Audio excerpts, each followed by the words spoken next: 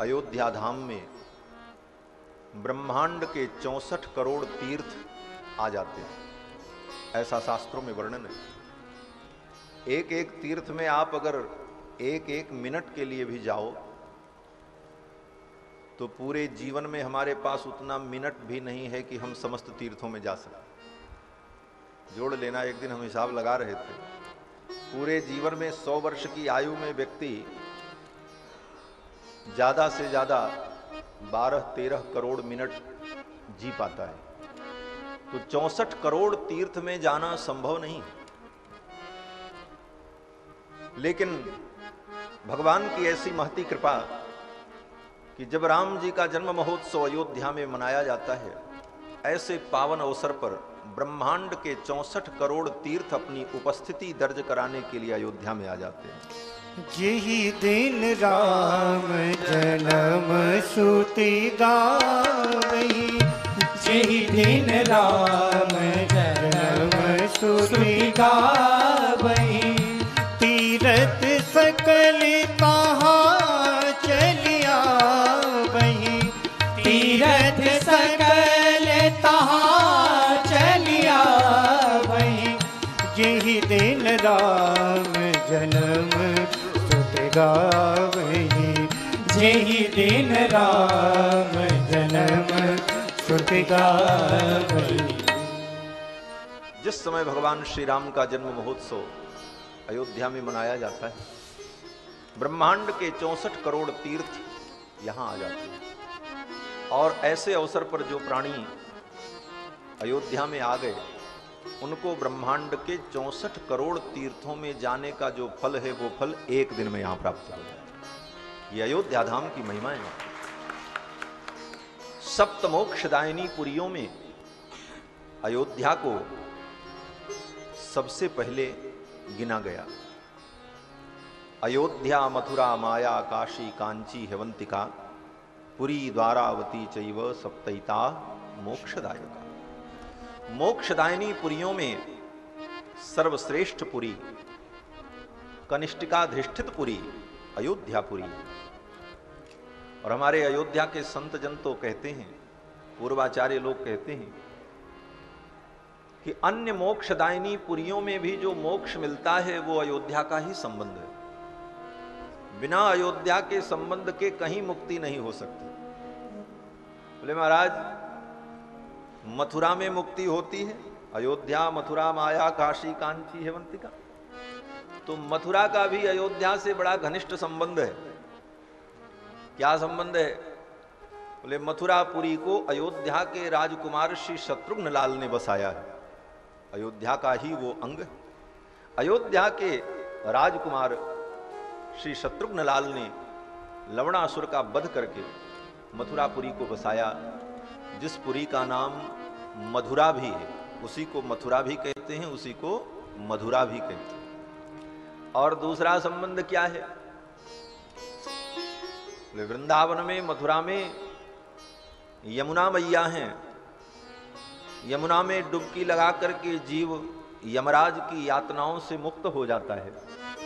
वो यमुना जी कौन है? बोले अयोध्या की ही बेटी हैं, सूर्य वंश की बेटी हैं, भगवान सूर्य की पुत्री हैं, और सूर्य वंश अयोध्या में स्थापित। ये अयोध्या का संबंध। काशी में मुक्ति प्राप्त होती है, बोले काशी में भी भगवान शंकर मुक्ति प्रदान करते हैं, लेकिन किसके बल पर? भगवान श्री राम के नाम के बल पर। काशी मुकुट हेतु उपदेश। पुराणों में वर्णन है कि भगवान शंकर काशी की गलियों में घूमते रहते हैं हर क्षण। क्यों? बोले उनको भगवान ने ऐसा कठिन काम दे रखा है। भगवान ने कहा आपकी यही ड्यूटी है कि काशी में कोई भी व्यक्ति मरे तो मरते समय उसके कान में आप राम नाम सुना देना। ये शंकर जी का बहुत बड़ा काम है, हमारा बड़ा कठिन काम है। अब पता नहीं किस कोने में कौन व्यक्ति मरे, मच्छर मरे कि खटमल मरे कि आदमी मरे कि पशु मरे, तो भगवान शंकर हर क्षण अनेक रूप धारण करके काशी में विराजमान होकर के काशी में मरने वाले प्राणियों का राम नाम के द्वारा कल्याण करते।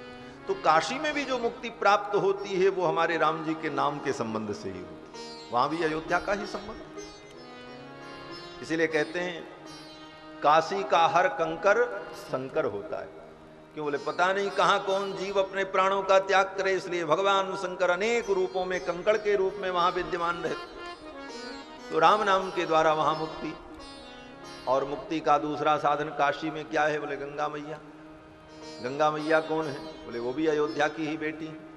महाराज भगीरथ उनको लेकर के आए थे, भागीरथी हैं, अयोध्या की ही पुत्री हैं, उनके संबंध से काशी में भी मुक्ति, हरिद्वार में भी गंगा के संबंध से मुक्ति है। तो आप विचार करो सूक्ष्म दृष्टि से, तो सर्वत्र समस्त पुरियों में अगर मोक्ष की प्राप्ति होती है तो उसका मूल संबंध अयोध्या से ही। अयोध्यापुरी ऐसी दिव्यपुरी है और ये भगवान के मस्तक में विराजमान है। अयोध्यापुरी मस्तकम, भगवान शंकर ने रुद्रयामल ग्रंथ में अयोध्या की महिमा का वर्णन करते हुए कहा है कि अवंतिकापुरी उज्जैन भगवान के चरणों में है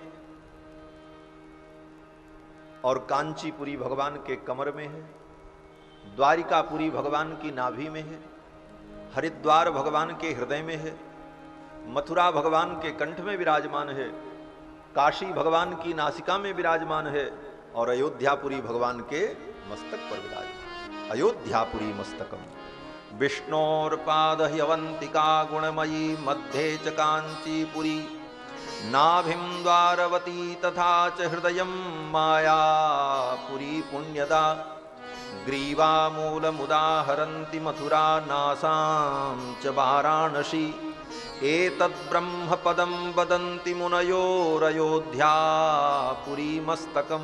अयोध्यापुरी भगवान के मस्तक में विराजमान ऐसी सर्वश्रेष्ठ पुरी अयोध्यापुरी।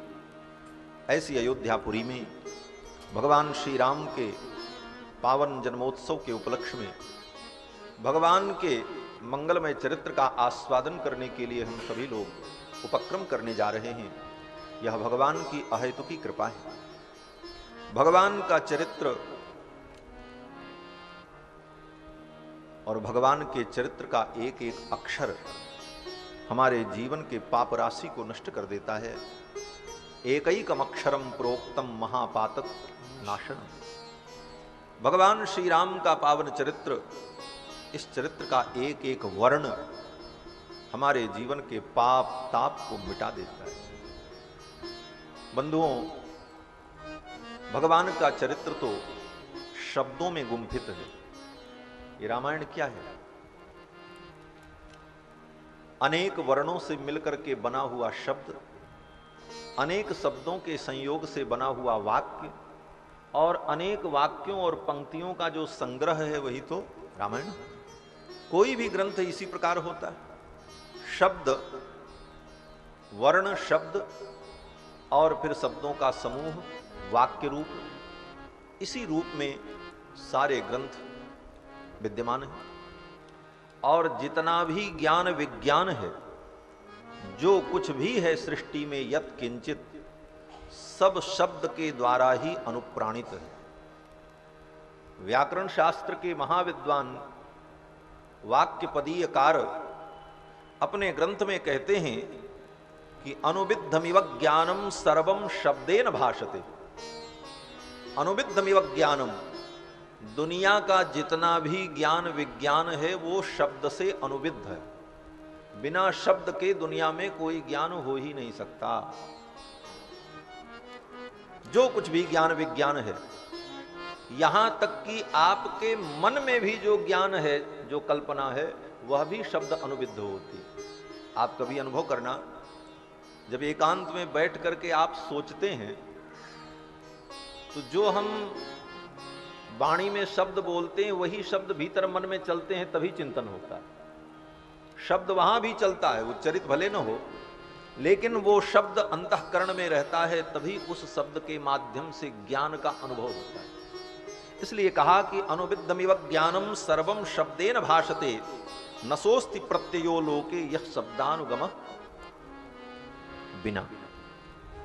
बिना शब्दागम के, बिना शब्द के दुनिया में कोई ज्ञान स्थिर नहीं रह सकता।